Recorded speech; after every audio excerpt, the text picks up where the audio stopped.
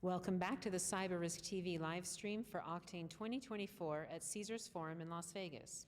I'm your host, Mandy Logan, and today I'm joined by Arnab Bose, who is the Chief Product Officer, Workforce Identity Cloud at Okta. And today we're talking about standardizing identity security for SaaS applications. Arnab, thank you for being here. Thank you for having me. Oh, this is very exciting, and honestly, I can say with great vigor that standardizing identity security sounds like a pipe dream, but I'm also exceedingly interested to understand what Okta is doing. Can you go ahead and go into that? Yeah. So we are extremely excited about building an end-to-end security journey where customers can have a unified identity security outcome across all of their applications. This may be no surprise to you, but customers are using more and more applications than ever before. True. And one of the stats we saw at the keynote yesterday is that on average, enterprises have more than 1,000 applications in use today. But if we take a look at the identity security capability built into these applications that are in use, a lot of them support single sign-on, but then fewer of them support capabilities like provisioning, which would help ensure that the right person gets the right level of access to the application at the right time. Right. And even fewer of them support sharing risk signals. So in case there's something risky that happens within the application, other applications can take action, or the identity provider can take action. And even fewer of them support a capability like universal logout, where in case something goes wrong after you've signed in post-authentication, you can get signed out of that application. So if you look at that end-to-end journey, from the tens of thousands of SaaS applications out there that are possible to the thousands of applications in use by the enterprise, things start whittling down pretty quickly in terms of actually delivering on identity security before, during, and after authentication. So Okta's perspective was twofold. One is we've built the products on the Workforce Identity Cloud to support identity security posture management for reducing your identity risk before authentication. We've built the products to get to phishing-resistant authentication during authentication. Okay. We've built the products to do identity governance and lifecycle management. Oh, wow. But what we need the entire SaaS ecosystem to support the APIs and the protocols required to actually connect it up.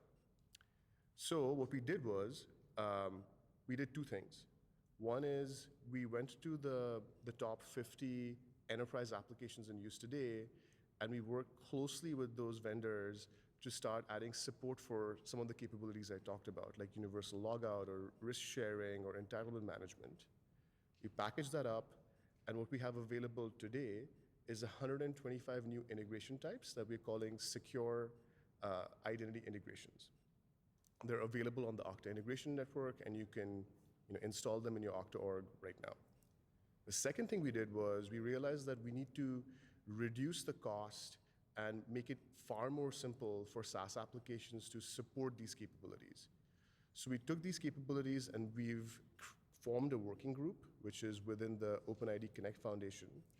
We've opened it up to any other vendor or customer. So Microsoft's joined the working group, Capital One has joined the working group, I believe Ping has also joined the working group. Okay. And we're taking all of these capabilities and making them completely open, completely standardized, publicly documented, and driving the creation of this new protocol called IPSIE, which stands for Interoperability Profile for Secure Identity in the Enterprise. So let me know if that journey made sense to you around before, during, and after authentication. It's not just the features, we need all of the apps to support the capabilities. We've done the heavy lifting of getting the top applications to support it by talking to folks like Google and Slack and Salesforce and Box and Zoom, all the major SaaS apps out there. Now we want to democratize that by creating the standard. So it does make sense, what you're describing. The journey does make a lot of sense, and it is making me think of the assistance to developers, especially in enterprises where they're developing their own applications. Do you have any real-world feedback on the use of, maybe not IPSIE because it's just been released, but on Okta's posture for developing secure SaaS applications that you've seen teams already benefit from while they're doing their own development? Absolutely. So you're spot on that customers not only use pre-built SaaS applications, but a lot of our enterprise customers have internal teams that build internal apps, which are very important for businesses. For those use cases, we have our Customer Identity Cloud product. A lot of people may not realize this, but you can use Customer Identity Cloud not only to build consumer or public-facing experiences, you can use it to build internal applications as well. And something that's really cool about Customer Identity Cloud is any application built with that identity technology automatically supports capabilities like single sign-on, provisioning using the SCIM protocol, and universal logout. So these are all announcements from Okta this year around SCIM and universal logout that Shiv, my counterpart, talked about in his keynote. But that's super exciting. It means that if you're building a custom application, you have these toolkits to get up and running fast. We also have a developer relations team that creates sample apps. They have a whole host of YouTube videos on the Okta channel, which a developer can go watch to see how to actually put this into action today. So I'm curious, was that used then by Okta while developing, say, FastPass, which I understand is used by all of your employees, correct? Yes, Okta FastPass is used across the board within our own internal deployment. All of our 1,000 plus applications that we use internally are now behind phishing-resistant MFA, and we drink our own champagne. I'm trying to use a different word than eating our own dog food, and that helps us a lot because from a product management perspective, it means I get like real-time live feedback from actual end users, and so if there's any friction whatsoever, I can use that data to address that, fix the product, make it better, and hopefully make it better for all of our customers as well. Oh, that's gorgeous. So from your experience so far, what else are you excited about for the ability of SaaS applications to have more standardized interoperability? So one other capability I'm really excited about, delivering for a certain number of SaaS applications and then B, standardizing going forward, is a capability we released called Secure SaaS Privileged Accounts. Okay. So a really important use case that is often overlooked is if you take a SaaS application like a Salesforce or a Workday or whatnot, and you put it behind a single sign-on and MFA, usually those applications have to have at least one, if not many, administrative or break glass accounts. Because in order to set up the connection in the first place, you need a privileged administrator account for that application with direct access to set it up. Now, the problem is those credentials and those accounts tend to get overlooked. They're not vaulted, they're not managed, they're not rotated frequently enough, and could be a way in which you bypass all security checks.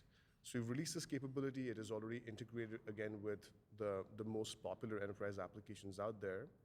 But we want all applications to support the APIs to be able to do this level of privileged account management. And that's another thing that I'm looking forward to getting standardized as part of an open protocol or standard. That is exceedingly interesting.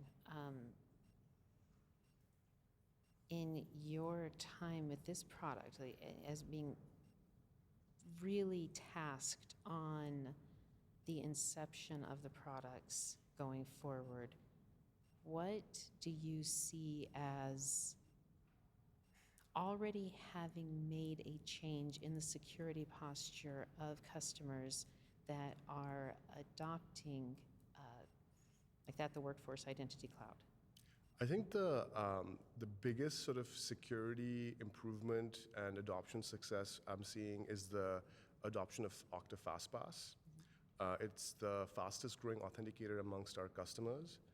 It helps customers get to truly phishing-resistant authentication, but FastPass also does another layer of device checks. It can integrate with your endpoint protection vendor or your mobile device management vendor to ensure that access is coming from known trusted devices.